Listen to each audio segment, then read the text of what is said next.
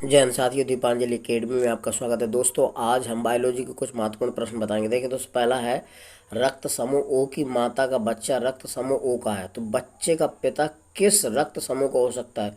तो पिता केवल रक्त ओ वर्ग समूह हो सकता है, ध्यान रखना। पिता का रक्त कौन सा होगा? ओ वर्ग का होगा, ध्यान रखना। क्योंकि बच्चे का रक्त समूह ओ है और माता भी है, तो ध्यान रखना, क्योंकि ओ होता है सर्वदाता, इसलिए बच्चे का पिता जो होगा वो ओ वर्ग रक्त समूह का होगा, ध्यान रखिएगा। यानी कि पहला विकल्प सही हो जाएगा। यदि माता पिता में से एक का रुधिर वर्ग ए बी है और दूसरे का ओ है, तो इनके बच्चे का संभावित रुधिर वर्ग कौन सा होगा? तो दोस्तों, ए बी रुधिर वर्ग होता है जो सर्वग्राही होता है, और ओ होता है सर्वदाता, देने वाला, वही भी ग्रहण करने वाला। तो माता पिता में से एक का रुधिर वर्ग जब ए बी है तो दूसरे का ओ है, तो उनके बच्चे का समान तो या तो ए होगा या तो बी होगा, ध्यान रखना। बच्चे का वर्ग क्या होगा, ए या बी। ठीक है, तो पहला विकल्प सही हो जाएगा। अगला है, निम्नलिखित में से कौन सी बीमारियां एक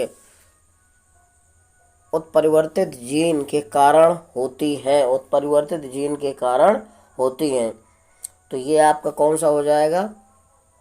haemophilia, sickle cell anaemia, thalassaemia, उपरोक्त तो सभी होती हैं, ध्यान रखना। ये उत्परिवर्तित जीन के कारण ये तीनों बीमारियां होती हैं। हीमोफीलिया भी होती है, और सिकल सेल एनीमिया होती है, और थैलेसीमिया भी होती है। निम्नलिखित कथनों पर विचार कीजिए। नंबर 1 है, शिशु अपने माता पिता में से प्रत्येक से 46 गुणसूत्र क्रोमोसोम वंशानुगति के रूप में प्राप्त करता है। गलत है ये, क्योंकि 22+X और 22+Y गुणसूत्र प्राप्त करते हैं।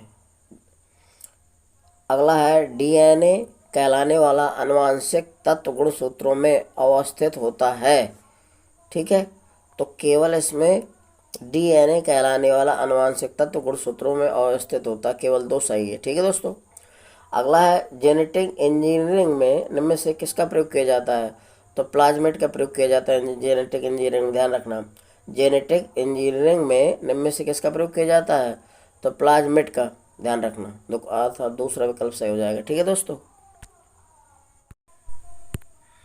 अगला है साथियों, किसी जीव में प्रदर्शित लक्षणों को क्या कहते हैं? तो फिनोटाइप कहते हैं, ध्यान रखना। बी विकल्प सही हो जाएगा। किसी जीव में प्रदर्शित लक्षणों को कहते हैं फिनोटाइप्स, ध्यान रखना। ल लक्षण जिनके जीन्स एक्स गुणसूत्रों पर होते हैं कहलाते हैं, क्या कहलाते हैं? लिंग संलग्न कहलाते हैं। लक्षण जिनके जीन्स एक्स गुणसूत्रों पर होते हैं कहलाते हैं, क्या कहलाते हैं? तो लिंग संलग्न कहलाते हैं। लिंग संलग्न, ध्यान रखना। लक्षण जिनके जीन्स एक्स गुणसूत्रों पर होते कहलाते हैं लिंग संलग्न। मानव का इनमें से कौन सा लक्षण आनुवंशिकी नहीं हो सकता? तो इन्फ्लुएंजा नहीं हो सकता, ध्यान रखना। मानव का इनमें से कौन सा लक्षण आनुवंशिकी नहीं हो सकता? देखो, इन्फ्लुएंजा एक बीमारी होती है जो वायरस से होती है, ठीक है, जुकाम से संबंधित होती है। बाकी ये तीनों सभी क्या हैं? आनुवंशिक हैं। हंसियाकार रोधाणु एनीमिया की वंशागति में अपूर्ण प्रभाविता किस जीनोटाइप से उद्घटित होती है? तो एएस जीनोटाइप से उद्घटित होती है, ध्यान रखना। हंसियाकार एक बीमारी होती है, रोगाणु एनीमिया की वंशागति में अपूर्ण प्रभाविता किस जीनोटाइप से उद्घटित होती है? तो एएस से, ध्यान रखिए। अगला है, वे जीन जो वाई गुणसूत्र के असमान असमजात खंड में होते हैं कहलाते, क्या कहलाते हैं? तो यह हेलोलैड्रिक कहलाते हैं, है होलोलैड्रिक। वे जीन जो वाई गुणसूत्रों के असमजात खंड में होते हैं कहलाते क्या? होलैड्रिक, ध्यान रखना। पहला विकल्प से होलैड्रिक कहलाते हैं। इनमें से कौन से गुणसूत्रों वाला व्यक्ति क्लाइनफेल्टर सिंड्रोम होगा? तो दोस्तों, XXY होता है, ध्यान रखना। इनमें से कौन सा गुणसूत्र वाला व्यक्ति क्लाइनफेल्टर सिंड्रोम में होगा? तो XXY होता है। कौन होता है? XXY, ध्यान रखिएगा। XXY होता है ये।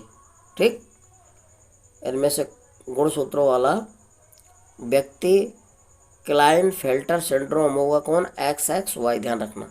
गुणसूत्रों वाला व्यक्ति क्लाइनफेल्टर सिंड्रोम होगा, तो XXY वाला व्यक्ति क्या कहलाता है? क्लाइनफेल्टर कहलाता है। ठीक है दोस्तों। अगला है साथियों, ओलंपिक खेलों में खिलाड़ी के लिंग की जांच के लिए लार परीक्षण में बार पिंड देखे जाते हैं। ये पिंड किससे संबंधित होते हैं? तो ये दोस्तों एक्स गुणसूत्र से संबंधित होते हैं, ध्यान रखिए। जो ओलंपिक के खिलाड़ी होते हैं तो उन खिलाड़ियों की लिंग की जांच के लिए लार परीक्षण किया जाता है, उसमें लार्वल बार पिंड देखे जाते हैं। ये किससे संबंधित होते हैं तो एक्स गुणसूत्र से संबंधित होते हैं, ध्यान रखिएगा, ठीक है। जो ओलंपिक खिलाड़ी हैं तो उनका लार परीक्षण किया जाता है, तो उसमें बार पिंड देखे जाते हैं जो एक्स गुणसूत्र से संबंधित होते हैं, ध्यान रखना। अगला है बहुगुण एलीलवाद किस लक्षण के आनुवंशिकी का नियंत्रण करता है? तो ये दोस्तों करता है किसका? ये करता है रुधिर वर्ग का, ध्यान रखना। बहुगुण एलीलवाद किस लक्षण की आनुवंशिकी का नियंत्रण करता है? तो रुधिर वर्ग का, ध्यान रखिएगा, ठीक है। बी विकल्प सही हो जाएगा। अगला है लिंग संलग्न वंशागति की खोजकर्ता कौन है? तो यह मॉर्गन है, ध्यान रखना। लिंग संलग्न वंशागति के खोजकर्ता थे मॉर्गन। अगला है टर्नर सिंड्रोम का कारण है? तो लिंग सूत्र एन्यूप्लाडी है, ध्यान रखना। लिंग सूत्र एन्यूप्लाडी है, ये टर्नर सिंड्रोम का कारण है, ध्यान रखना। 21वीं जोड़ी के गुणसूत्रों के लिए ट्राइसोमिक व्यक्ति होता है? तो 21वीं जोड़ी के गुणसूत्रों के लिए ट्राइसोमिक व्यक्ति होता है, ये कौन होता है? तो दोस्तों ये आपका संबंधित होता है, किससे संबंधित होता है? ये होता है डाउन सिंड्रोम से संबंधित होता है। किससे? 21वीं जोड़ी के गुणसूत्रों के लिए ट्राइसोमिक व्यक्ति होता है डाउन सिंड्रोम। किससे? डाउन सिंड्रोम, ध्यान रखना। किससे संबंधित होता है? ये होता है डाउन सिंड्रोम से, ठीक है। अगला है साथियों, लिंग संलग्न वंशागति को पहचानने की विधि हो सकती है? तो पुत्र माता के और पुत्रियां पिता के समान हो। जो पुत्र हों तो माता जैसे के समान हो, और जो पुत्रियां हों वो पिता के समान हो। तो लिंग संलग्न वंशागति की पहचान करने की विधि है, ये ध्यान रखना। पुत्र माता के समान और पुत्रियां पिता के समान हो तो लिंग संलग्न वंशागति की पहचानने की विधि है, ध्यान रखिए। अगला है आनुवांशिकी लक्षणों के जीन के समूह को क्या कहते हैं? तो ये जो आनुवांशिकी लक्षणों के जीन समूह को क्या कहते हैं? जीनोटाइप्स बोलते हैं, ध्यान रखना। आनुवांशिकी लक्षणों के जीन समूह को क्या बोलते हैं? जीनोटाइप से। बी रुधिर वर्ग के रोगी को किन वर्गों के दाताओं का रक्त दे सकते हैं? तो दोस्तों ध्यान रखना, ओ तो सर्वदाता होता है तो वो तो सबको दान कर सकता है, और बी रुधिर वर्ग है तो बी का तो केवल ले ही लेगा, तो यानी कि ओ और बी का ग्रहण कर सकता है, ध्यान रखना। रक्त दान कर सकते हैं कौन? रुधिर बी को बी तो दे ही सकता है, और ओ सर्वदाता है तो ओ और बी हो जाएंगे, ठीक है दोस्तों, यानी कि बी विकल्प। अगला है मानव में क्रोमोसोम की वास्तविक स्थिति क्या होती है? तो दोस्तों इसमें 22 जोड़ी ऑटोसोम्स और 1 जोड़ी लिंग गुणसूत्र होते हैं, ध्यान रखना। मानव में क्रोमोसोम की वास्तविक स्थिति होती है 22 जोड़ी ऑटोसोम्स और 1 जोड़ी लिंग गुणसूत्र। अगला है एक वर्णांध पुरुष की पुत्री समान हो सकती है, लेकिन फिर इस लड़की का पुत्र वर्णांध हो सकता है, अतः वर्धनता का जीन स्थित होता है, ध्यान रखना। कै में स्थित होता है? तो हमें ये देखना है दोस्तों कि किस में स्थित होता है। तो अब ये ध्यान रखिएगा, ये एक्स गुणसूत्र पर स्थित होता है और सुप्त होता है। एक वर्णांध पुरुष की पुत्री समान हो सकती है, लेकिन फिर इस लड़की का पुत्र वर्णांध हो सकता है, अतः वर्धनता का जीन स्थित होता है एक्स गुणसूत्र पर और सुप्त होता है। एक्स गुणसूत्र पर स्थित होता है और सुप्त, विकल्प से हो जाएगा। अगला है रंजकहीनता जन्मजात होती है, ये किस जीनोटाइप्स की कमी से होता है? तो ये किस जीनोटाइप्स की कमी से होता है, ध्यान रखना। तो ये होता है टाइरोसिनेज, विकल्प बी से हो जाएगा। यानी कि रंजकहीनता जन्मजात होती है, ये किस एंजाइम की कमी से होता है? तो टाइरोसिनेज से होता है। टाइरोसिनेज, ध्यान रखना। टाइरोसिनेज एंजाइम की कमी से होता है रक्त रंजकहीनता, ध्यान रखिएगा, ठीक है। यानी कि बी विकल्प सही हो जाएगा, ठीक है दोस्तों। जय हिंद साथियों, आज हम बायोलॉजी के महत्वपूर्ण प्रश्न बताएंगे। देखिए दोस्तों, यदि पहला क्वेश्चन है, यदि माता का रुधिर वर्ग O तथा पिता का रुधिर वर्ग AB है तो संतान का रुधिर वर्ग क्या होगा दोस्तों? तो संतान का रुधिर वर्ग A एवं B होगा, यानी कि A और B होगा। ठीक है दोस्तों। अगला है, लगभग 50% व्यक्तियों का रक्त RH प्लस होता है, जबकि शेष व्यक्तियों का रक्त RH माइनस होता है। दूसरा है, एलिसा परीक्षण किसी व्यक्ति को कैंसर होने की जांच के लिए प्रथम तथा सर्वाधिक प्राथमिक परीक्षण के रूप में प्रयोग किया जाता है। एलिसा परीक्षण दोस्तों एड्स की जांच के लिए हो जाता है, कैंसर के लिए नहीं होता। एलिसा परीक्षण एड्स की परीक्षण करने के लिए किया जाता है, कैंसर के। तो ये दोनों रॉन्ग है दोस्तों। ठीक है, ना तो एक सही है और ना ही दो सही है। ठीक है दोस्तों, मेरी वीडियो को लाइक और सब्सक्राइब करिए प्लीज़ साथियों। जय हिंद। अगला है साथियों, भारतीय जनता में लगभग कितने प्रतिशत व्यक्तियों में RH तत्व होता है? तो 95% व्यक्तियों में RH तत्व पाया जाता है। ध्यान रखना, भारतीय जनता में लगभग कितने प्रतिशत व्यक्तियों में RH तत्व पाया जाता है? तो 95%। अगला है, भ्रूण में एरिथ्रोब्लास्टोसिस फीटैलिस रोग किसके कारण हो सकता है? तो ये लाल रुधिराणुओं के अभिलेषण से हो सकता है। पहला विकल्प सही है, लाल रुधिराणुओं के अभिलेषण से। ठीक है। अगला है, यदि किसी व्यक्ति के लाल रुधिराणुओं में एंटीजन A व B है तो इसके सीरम में होंगे, कोई एंटीजन नहीं होगा। ध्यान रखना, इनमें से कोई नहीं। यदि किसी व्यक्ति के लाल रुधिराणुओं में एंटीजन A व B है तो इसके सीरम में होंगे, कोई नहीं, इनमें से कुछ नहीं होगा। अगला है, ए रुधिर वर्ग के व्यक्ति को किस वर्ग का रुधिर दे सकते हैं? तो ए वर्ग का व्यक्ति है तो ए का तो दे ही सकते हैं, और ओ सर्वदाता है तो ओ का भी दे सकते हैं, यानी कि पहला विकल्प से ए और ओ।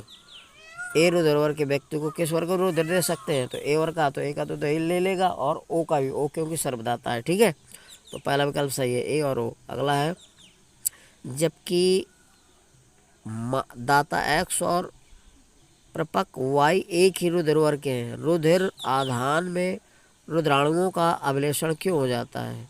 ये होता है X RH प्लस फैक्टर तथा Y RH ऋण फैक्टर।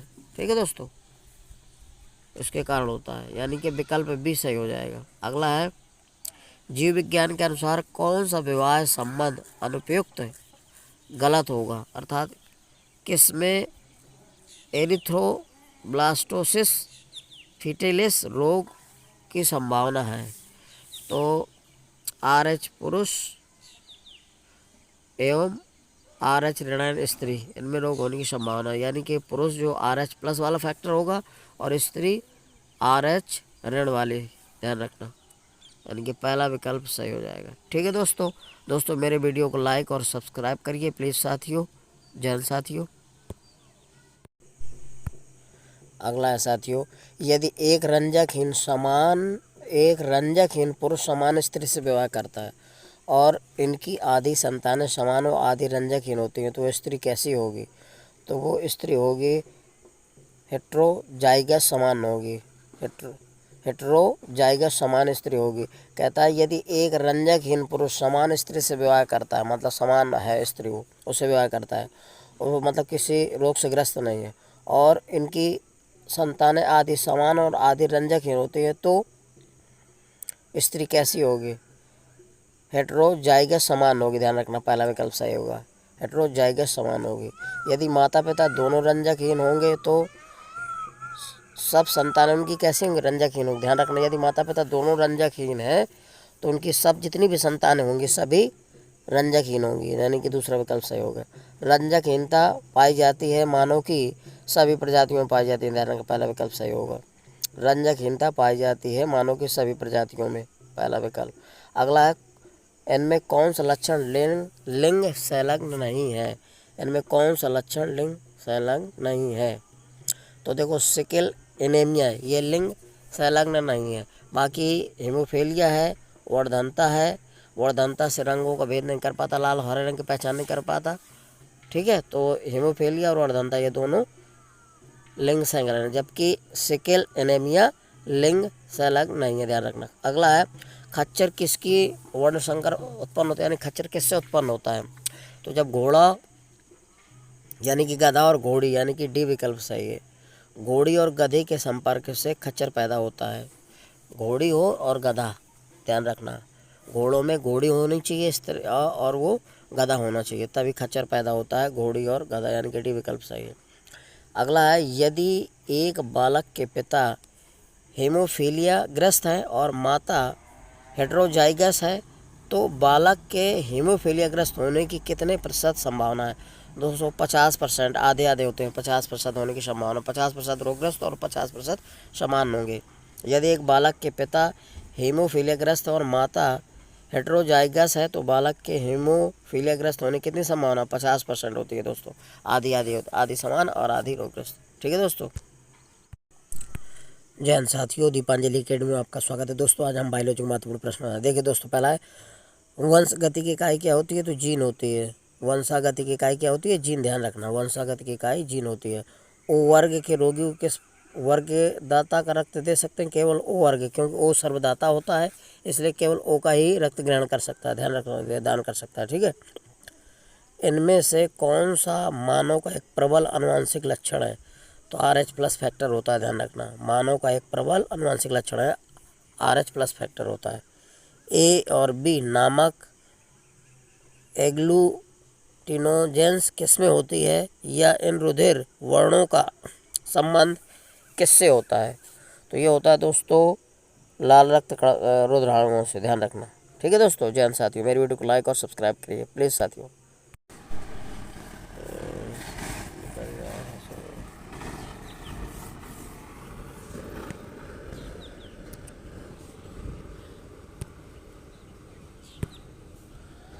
अगला है साथियों, पानी में लोहा तथा मैग्नीज किस प्रक्रिया से हटाए जा सकते हैं? तो क्लोरीनीकरण द्वारा हटाए जा सकते हैं, ध्यान रखना, पानी से लोहा और मैग्नीज को हटाया जा सकता है तो क्लोरीनीकरण क्रिया द्वारा, यानी कि बी विकल्प सही हो जाएगा। ठीक है दोस्तों। अगला है, समुद्र के पानी में कौन सी धातु निकाली जाती है? समुद्र के पानी से कौन सी धातु निकाली जाती है? तो मैग्नीशियम धातु निकाली जाती है, बी विकल्प, ध्यान रखना, समुद्र के पानी से मैग्नीशियम धातु निकाली जाती है। अगला है, वह धातु कौन सी है जो अपनी ऑक्साइड की परत से सुरक्षित हो जाती है? तो वह है एल्युमिनियम, ध्यान रखना, एल्यूमिनियम है।